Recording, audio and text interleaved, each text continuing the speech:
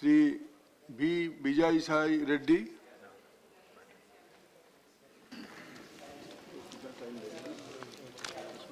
Vice Chairman, sir.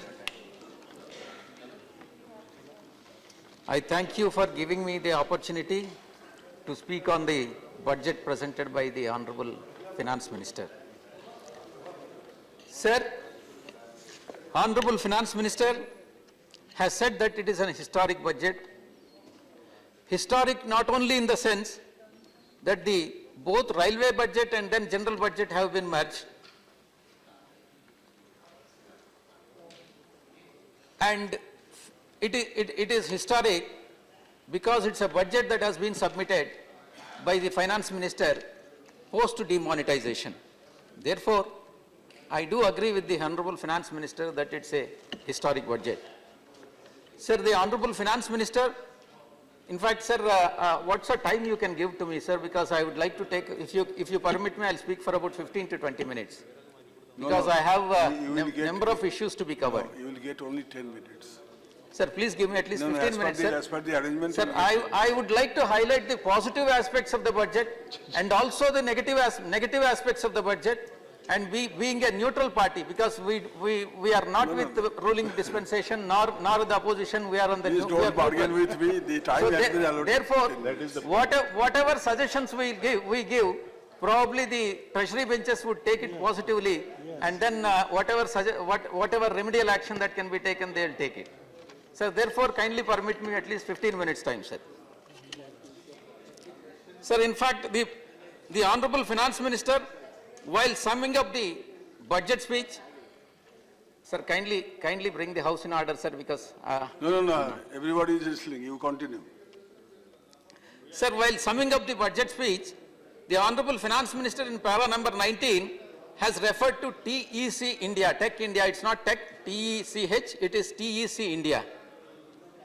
See, the objective of TEC India, as explained by the Finance Minister, is to transform the quality. First, T means transform the quality of governance, and E means energize various sections of the society, and clean means clean the country from the corruption and black money. It is true. If that is the objective with which this Finance Minister wants to achieve this objective by presenting this budget, it is definitely laudable, sir. Sir, Finance Minister in his approach in maintaining in the budget presentation, he was trying to maintain the fiscal prudence, containing the inflation, bringing down the current account deficit from 1% to 0.3%, a remarkable 36% increase in FDI inflows at a time when the global FDIs are going southwards globally, and taking the India to 6th position in manufacturing sector from 9th position is definitely appreciable, sir. Sir, in this regard, I take this opportunity to make a suggestion to the Government of India and the Honorable Finance Minister. While vote on account could be avoided by clearing the budget before 31st March, I also suggest the Government of India to adopt the calendar year as a fiscal year, not from 1st April to 31st March, but from 1st January to 31st December, as is prevalent in many countries. Number of countries are following the calendar year. I hope that it also suits the India. In fact, Australia, Brazil, China, France, Italy, Mexico, Russia, Korea, Spain, UAE, and many other countries are following the calendar year. Therefore, I advise the Government of India to adopt the calendar year as fiscal year, sir. Sir, in this regard,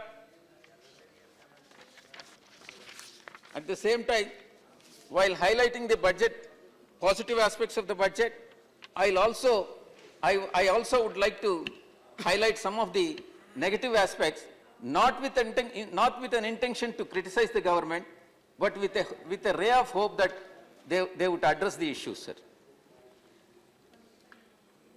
Sir, in fact, GDP was estimated to be at 7.1% in the beginning, in the last budget and revised estimates.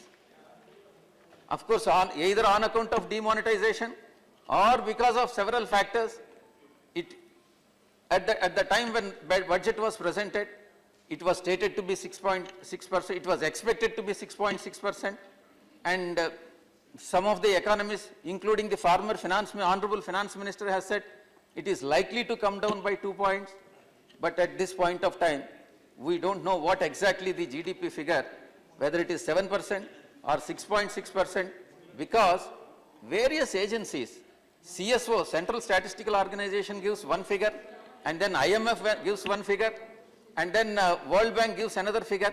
So therefore, if it is in the range of 7, or the effect of demonetization is nullified on account of the factors on account of the measures that have been taken by the Government of India, it is definitely laudable, sir.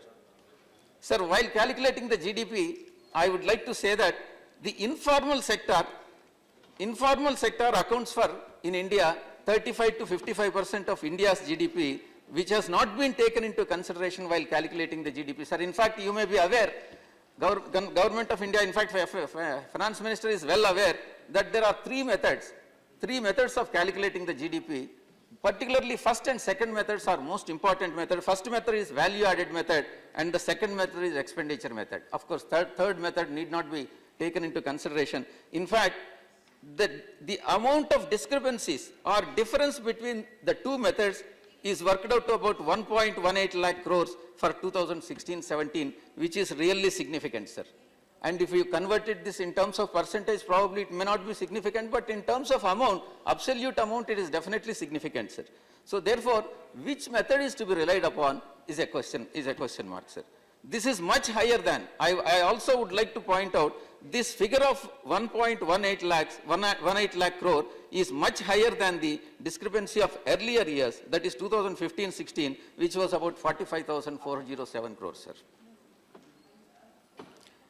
Sir, another issue for GDP, in fact, my colleague Jairam Rameshji has referred to gross fixed capital formation. It is true. It is true that gross fixed capital formation has consistently been coming down over a period of time. What I would like to say is, it has not started coming down from 2014-15, which the government of, which probably the treasury benches have to rebut it. Of course, he has not specified in his speech from which year it started coming down. See, I'll tell you certain facts, sir. The CSO estimates reflect the growth in GDP 2016-17 was largely due to the growth in the government's final consumption of expenditure, and growth in the fixed capital formation remained dismal. The government final consumption of expenditure increased by 17% in 2016-17. Sir, please, I would like to highlight this, sir. 2016-17, despite the fact that the consumption of expenditure has gone up by 17%, as against 2.9% in 2015-16, gross fixed capital formation increased only by 0.6%, according to the estimates given, and when compared to 6.1% in the last year, sir. That is 2015 and 16.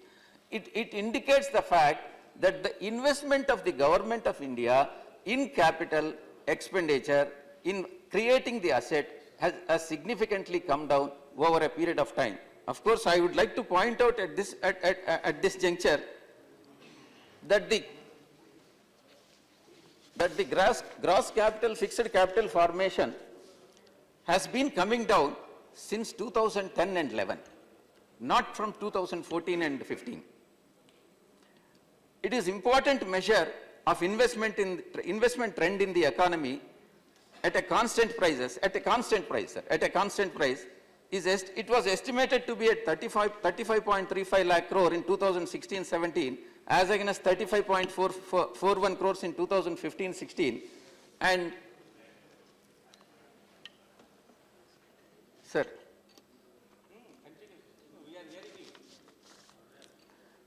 therefore, what I am trying to say, it is very much necessary for the government of India to concentrate more on the capital expenditure than the operating expenditure or revenue expenditure. Therefore, it really contributes to the growth of GDP. By creating the assets, the GDP would definitely go up, sir. Sir, I'll give another measure also. Gross fixed capital formation to GDP ratio, which is very important. At current prices, is estimated to be 26.9% in 2016-17, vis-a-vis 29.2% in 2015-16. This ratio has been declining since 2010 and 11, sir.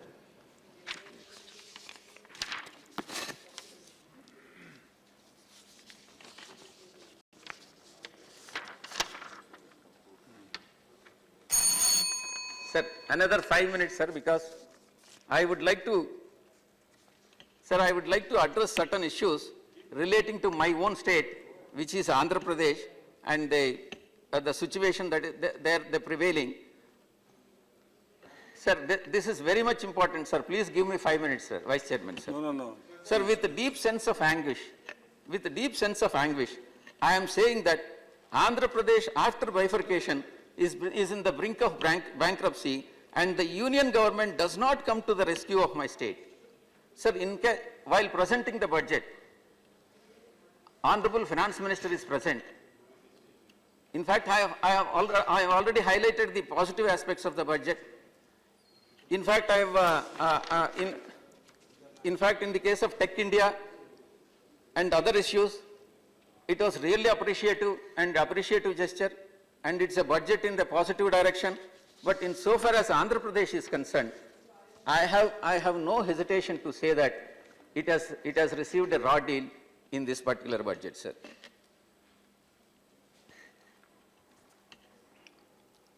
Sir, I'll come to the public debt because why these figures are important, why the figures that has been given by the Andhra Pradesh is very important, because these figures are adopted by the Central Statistical Organization for calculating the GDP. Therefore, this has got a reflection and bearing on calculation of GDP, sir. That's why I'm referring to that. Otherwise, I would not have referred to the Andhra Pradesh figures.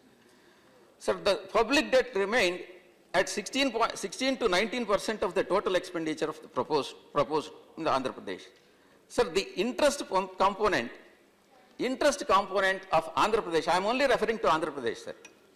The tax revenues have fallen sharply from 55.73% in the undivided state to as low as 46%. Despite the fact that the revenues have fallen, the state of Andhra Pradesh is showing the growth in the GDP, which is not normally possible, sir, because if there is a growth in the GDP, if there is a positive GDP, growth in the GDP, that should be reflected in the revenue figure, sir.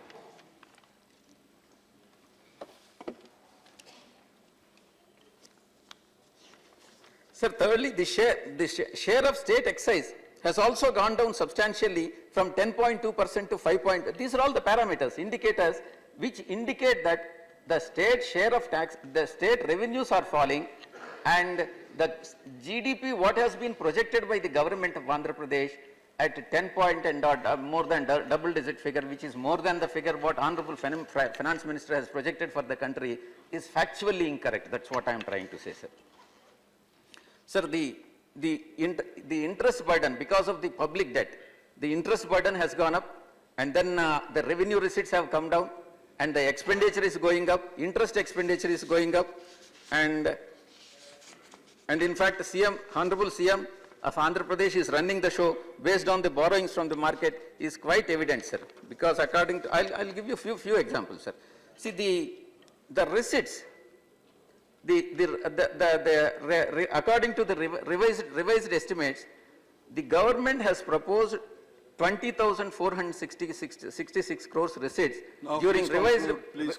Sir, a few minutes, sir, because they are very important. Because Honorable Finance Minister, Honorable FM is present. Therefore, I got an opportunity to make a presentation in the presence of the Finance Minister, which is very important. You meet him separately and hand over the representation to him. That would be better.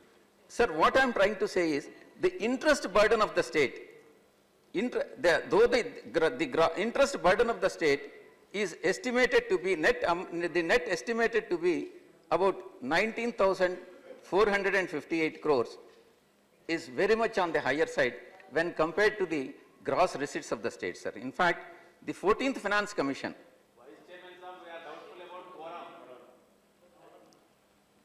Sir, why do you want to raise this at this point of time? This very important discussion on union budget, it requires to have the presence of the required strength in the house. So I am mentioning. Quorum is very much, quorum is very much there. Please conclude. Quorum is very much there. Please conclude now. Okay, sir. Sir, the public debt, which was about 1.13 lakh crores in 2010 and 11, has scaled up, insofar as Andhra Pradesh is concerned, has scaled up to 1.95 lakh crores in 2016 and 17, sir. An increase of 56.48% over 6 years. As percentage of GSDP, that is gross state domestic product, the outstanding debt has gone up from 20.67% to 27.88%, sir. Please give me 2 more minutes, sir. 60.46% is raised in the, see, the public debt, sir, what I am referring to, 60, and if you look at it closely from the source from which the loans have been mobilized, you will know that 60.46% is raised from the open market as loans from RBI and 7.58% through loans from central government and 16.04%. This is how the Andhra Pradesh government has...